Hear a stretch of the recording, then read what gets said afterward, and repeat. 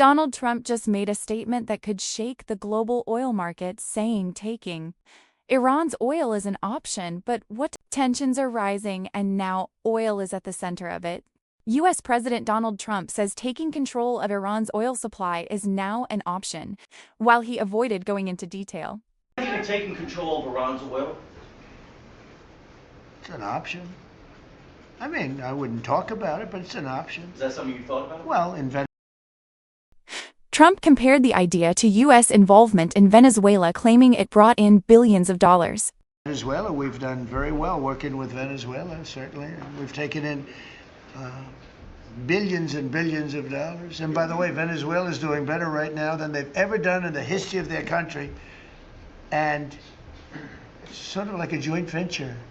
But the United States has made a lot of money, Marco, right? With it, you want to talk Secretary of State Marco Rubio backed that claim by saying, about that for a second? About Venezuela? Yeah. Yeah, I mean, I think Venezuela in the first 2 months of this year generated more revenue from oil sales than they had most of all of last year. But the money's not being stolen anymore, and it's being held in a U.S. Treasury blocked account.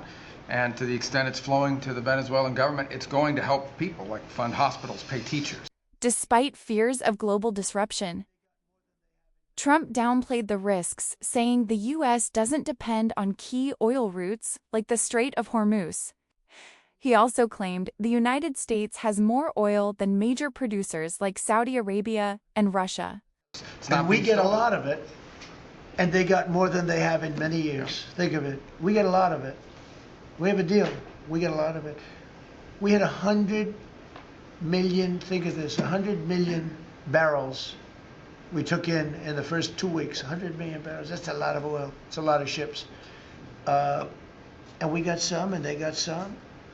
We paid for the ships. A lot of money left over.